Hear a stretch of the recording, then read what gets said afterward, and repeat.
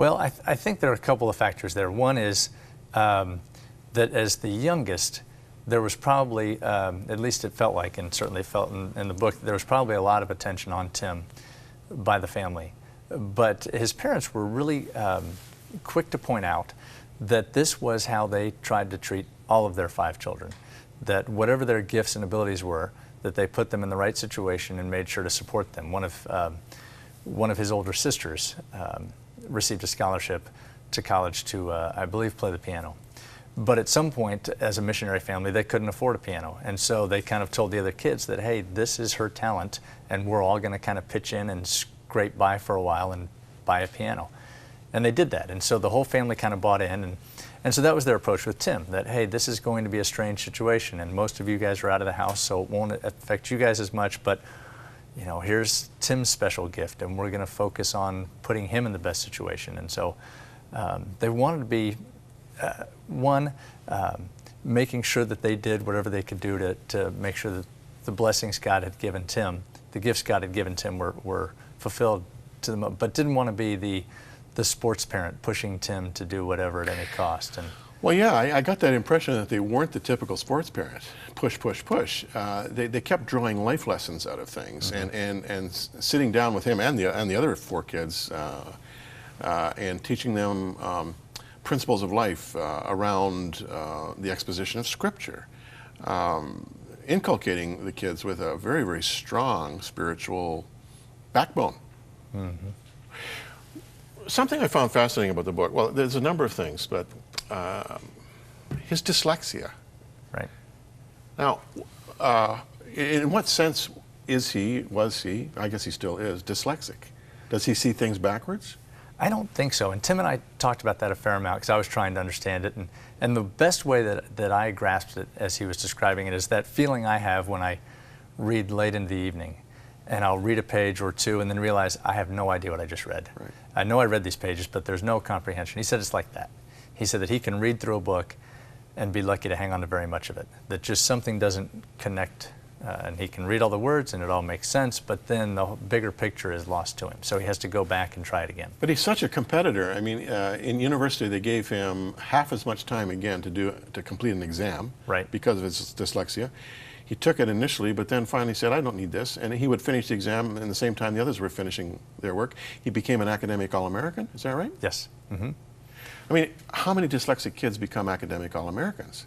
Right, I don't know, but that was, at first he was cautious about, he hadn't talked much about his dyslexia. And I said, you know, this is yet another example of hard work and making the most of what you've been given, and this may help some folks strive for more. Well, what about the complexity and the memorization required to be an NFL quarterback? I mean, he must be spending hours and hours and hours trying to memorize these plays. Well, and I think there's a distinction between the reading and the visual. He plays it out, and that's how he remembers it. I think so. I think watching film is much easier for him than reading through the pages on words on a playbook.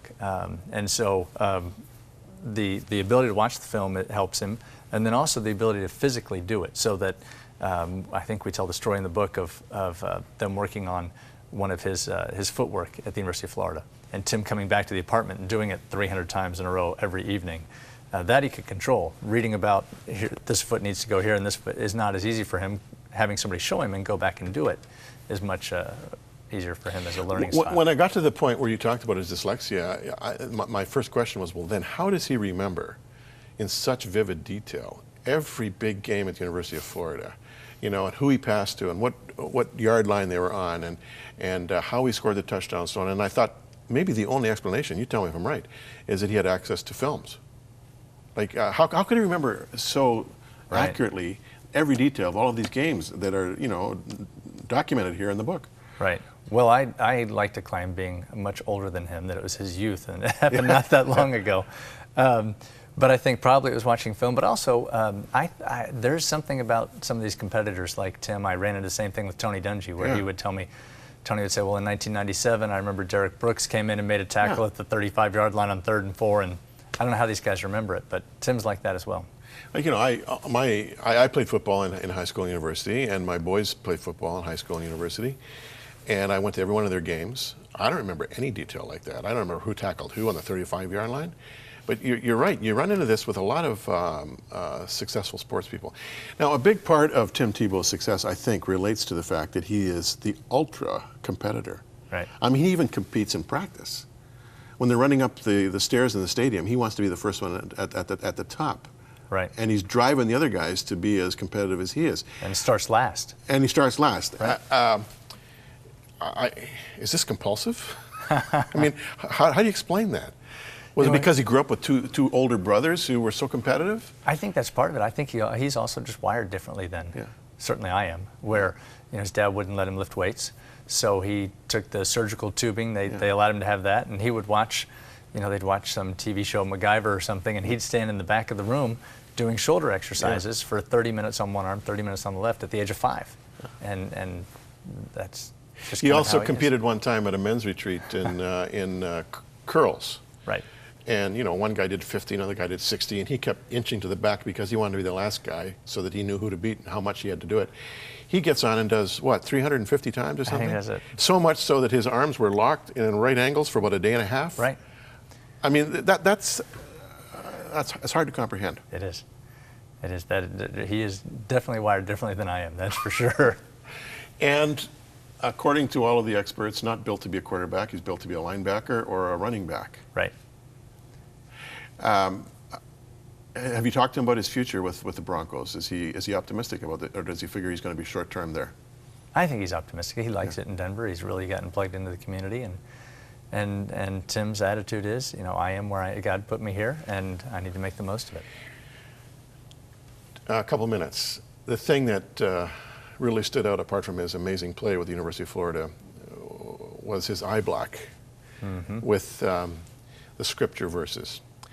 I was blown away when I read in his book that John 3:16 was Googled.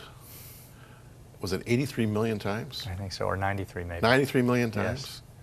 I mean, I wonder if ever in the history of the scripture, John 3:16 has been searched for by so many people at the same time. Right. I mean, right. He really sees himself as an evangelist, doesn't he? He does. His dad told him at an early age that his dad, could go into any high school in the Philippines and talk about the Lord. And Bob told Tim, someday you will do that in American high schools. I don't know why or how, but you're going to have access to places I never did.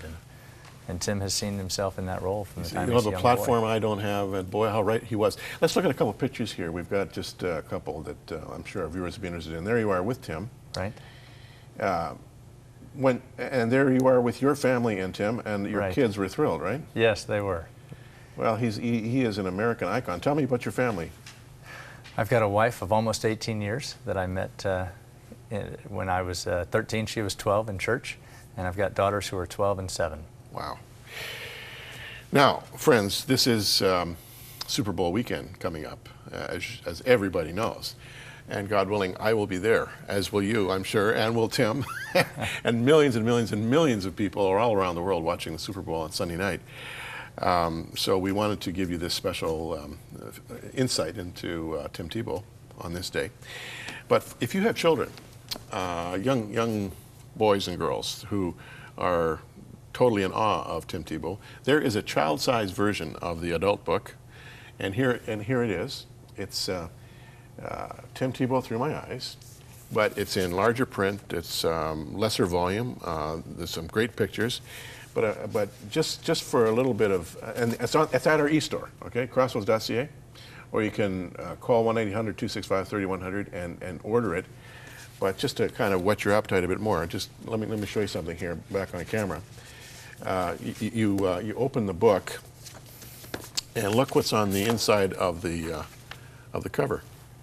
This is a small but beautiful poster, which every little 10 or 11 or 12-year-old kid loves to have in their room. And you talk about a great gift for one of your kids or grandkids. There it is, Tim Tebow Through My Eyes, Quarterback's Journey, and it's a child-sized version. Nathan Whitaker is the author of Through My Eyes by Tim Tebow. It's been a delight to have you here, Nathan. Thanks, Jim. I appreciate it. We'll be back with more right after this.